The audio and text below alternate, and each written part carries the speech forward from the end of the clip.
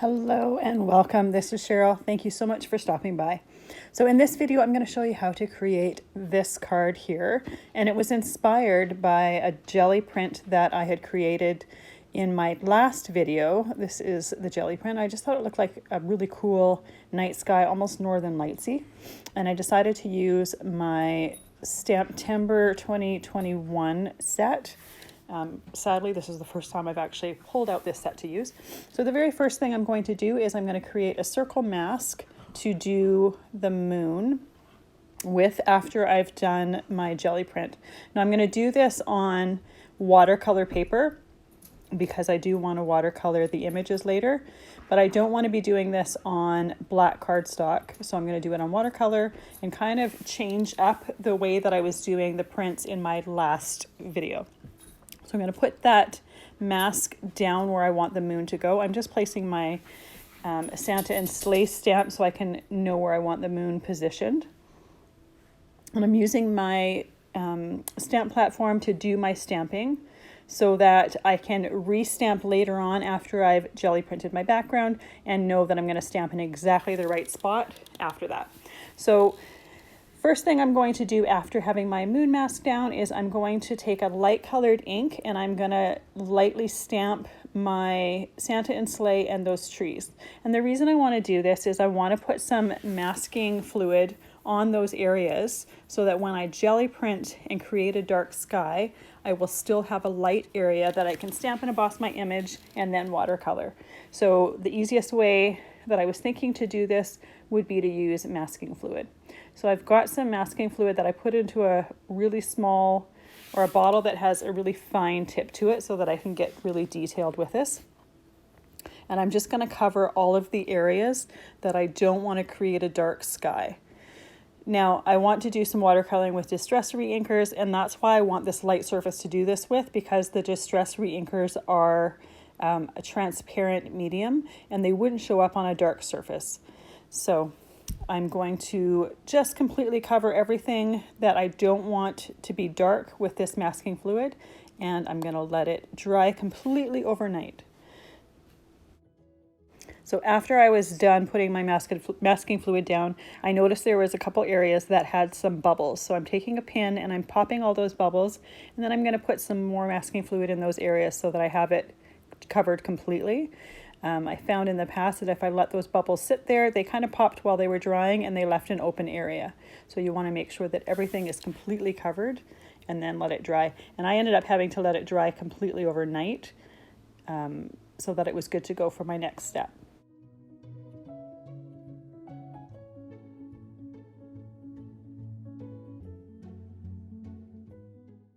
So this is what it looks like when it dries overnight. It turns transparent and more of a yellowy tone. So I'm going to use my Chameleon color changing mica powders. I've got my 8x10 Gelli plate out. I'm going to take the colors that I want to use, and I'm going to use a fan brush to dust them over my Gelli plate. Once I have done that, I'm also going to take that fan brush and I'm just going to spread them out a little bit. I want them spread out a little bit rather than just concentrated in the areas where they fall. I want a little bit of an all-over coverage with them. So the very first way that I'm going to do this Gelli printing is I'm putting these mica powders down, and then I am going to use some black acrylic paint in order to lift them off.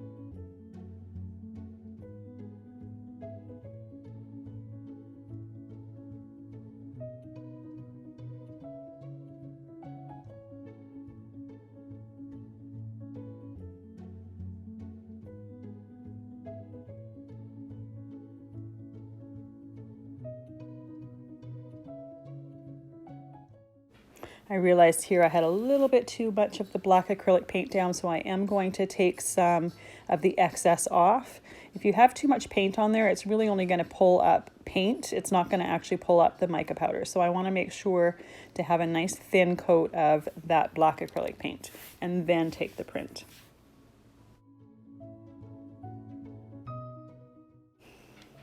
I'm also covering it with a piece of printer paper so that I can really make sure that that paper has some good contact with my paint on there. The paper that I was using was smaller than the plate, and if I didn't put some printer paper down, I wasn't able to really press it down. So you'll notice as I lifted that up, my mask came off of my piece of paper there. So I'm going to put it back on, and I decided that I want to try mixing some of those mica powders in with some glossy gel medium just to get a little bit more all over coverage. I like what happened, but I want just some all over coverage as well. So I'm going to redo that print on the same piece of paper. So I'm going to keep what I have, but I'm also going to get some gloss gel medium here, mix some mica powders in with it, put that on my plate, and pull the print right over top of what I already have, just to kind of combine the two.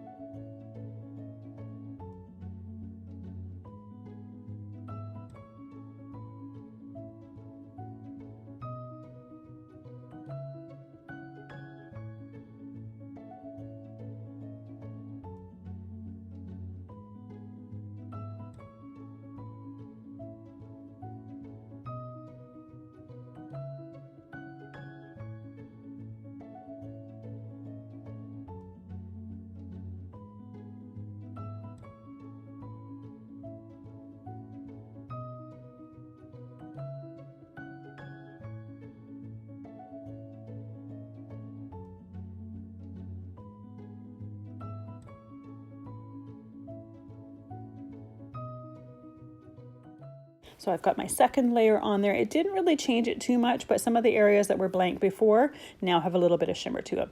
So I needed to let that dry completely till the paint was totally dry, and then we can start taking that masking fluid off. I'm just using my fingers to rub it off, but what you could also use is if you have an adhesive eraser, you could use that to help you take it off as well. This is what an adhesive eraser looks like.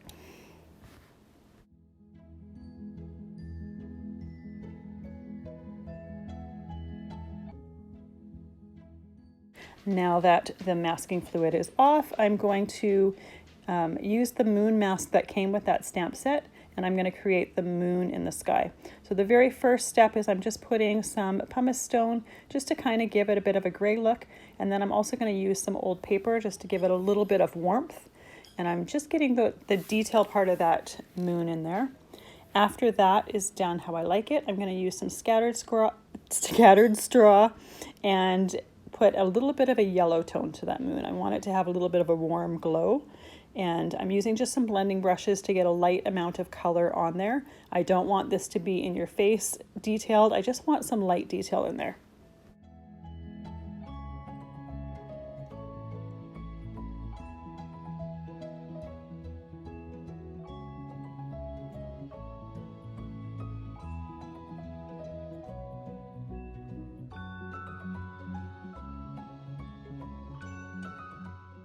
After inking my moon, I want to stamp and emboss my Sandalsley and my trees with some gold embossing powder.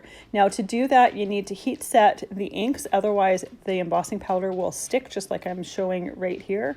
So in order to make them not stick, I'm going to use my heat tool, and I'm going to heat that ink to cure the resins that are in those inks. And that way when I go to stamp and emboss my images, that powder will not stick to the moon, just like I showed in the second one here. So I'm going to use my stamp platform again, and I've left those stamps from in there from before, so I know that they're placed exactly how I want them to be placed. So they will match up exactly with where I had the masking fluid. I'm going to use some Versamark ink, and I'm going to stamp and emboss those images and emboss them with a heat gun.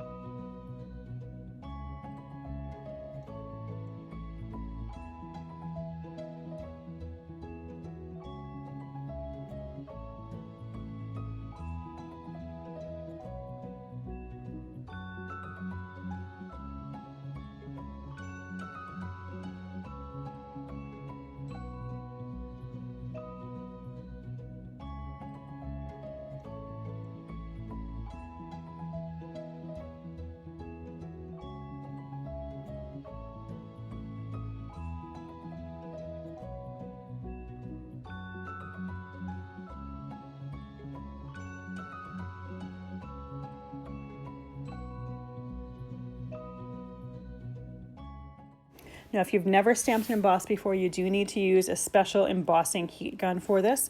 This emits heat, it doesn't blow air, so your embossing powder will stay where it's supposed to stay while the heat from that heat gun melts it. And it's really easy to see when it's melted. It goes from being like a granular feel to glossy and gold. Once that is done, you're just going to let it cool for just a couple seconds, and then you can start watercoloring your image.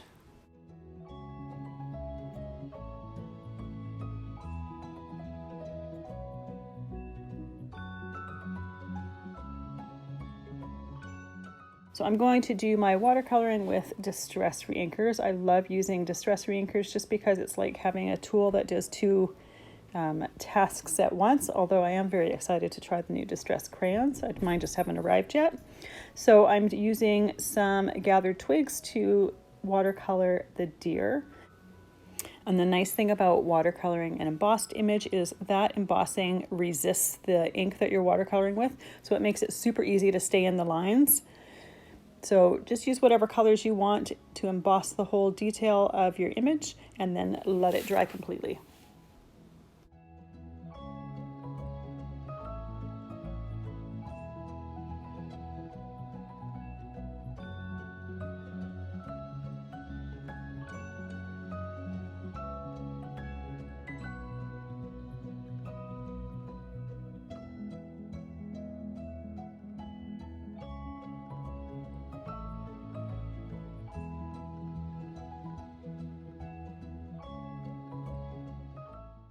I started watercoloring the sleigh in red because I'd seen some images done that way, and for me it was just too much red in one area. So you'll see me after this go over it with some walnut stain and make it a little bit more of a brown tone to it, just to cut out some of the red in the one area.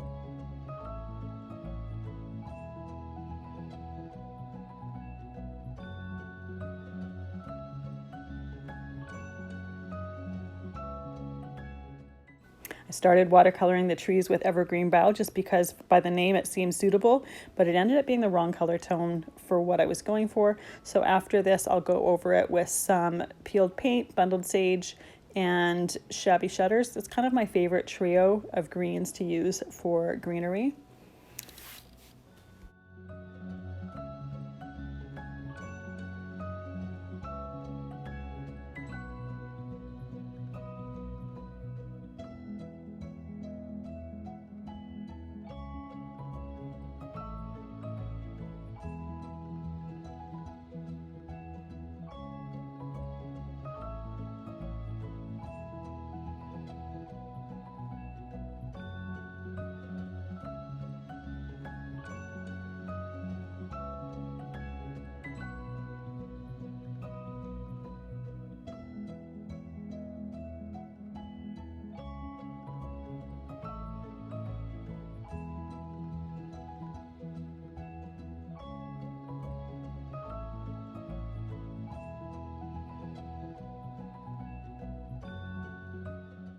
Once the whole area is wet from painting, I'll just be going back in with some of the darker colors and just dotting them in areas. Because the area is wet, it's going to start blending all on its own. That paint is going to start to move. So there's really not a lot to it once you've got the whole area wet, and it's perfect for watercoloring trees.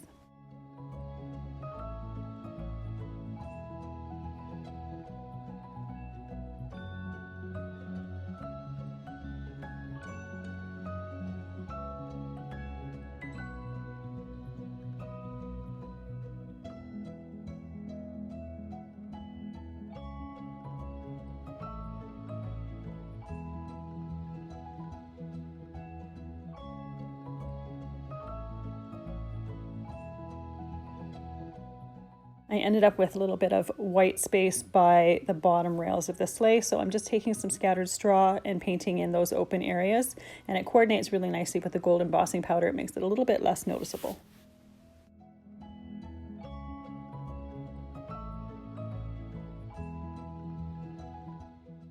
Because I had to wait a little bit for the paint to dry before moving on, I decided just to add some stickles to some of the areas in on the Santa suit. Usually do it around fur trim or whatever. Might as well wait for that to dry as well at the same time before moving on.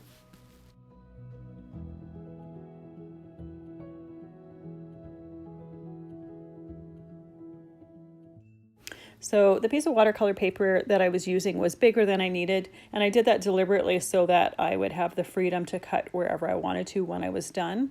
So I'm going to cut the excess off. I'm making a 5x7 card with this. I wanted to see as much of the Santa sleigh as possible and those trees and the moon, and I didn't want to be restricted by a smaller card size and have to cut more of the image off.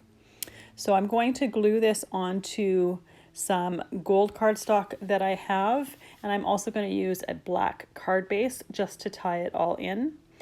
In the end, I decided to take that same cardstock that I used for my gold mat, and I'm going to die cut a tree to put on the front just to give it a little bit of extra dimension. Had I thought about this ahead of time, I would have die cut the tree out of that actual gold piece that I used on the card, because the image piece is going right over top of it anyways. So you'll never notice if there's a bit die cut out of that. And I do that quite often. Might as well make your cardstock go a little bit farther and no one ever knows that there's a piece die cut out of it. I like to use an acrylic block and a container of glass beads to hold everything down to dry while I'm doing other things, rather than hold it and have to stand there. So I'm taking a little bit of a scrap that I had and die cutting that tree that I was talking about. Now this particular tree, it has some pieces that are meant to pop out of it, but for this particular use I wanted to keep those in there. So once I have it out of the die, they end up staying together anyways. I'm going to use some adhesive on the back of it and just tape those pieces in so they stay in when I have it on my card. So I'm going to use the adhesive on the back of there, and then I'm also going to put some thin foam pop dots on there so that I have a little bit more dimension when it's stuck on the card.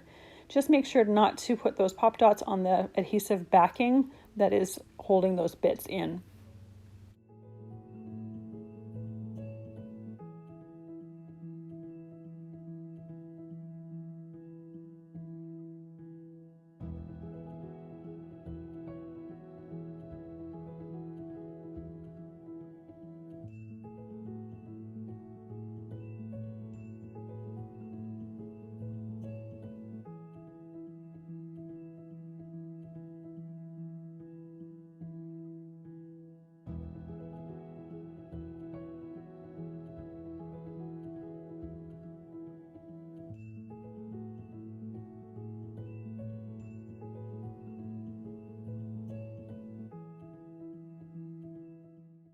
So as you see me put the foam pop dots on there, I'm actually avoiding any of the pieces of tape that I already put on there just because it's double-sided tape, I didn't remove the backing. And if I just put my pop dots on the backing, they wouldn't actually stay in place. My tree would just fall off. So I'm using those pop dots on some of the open cardstock pieces so that it will stick nicely to that as well as stick to the card.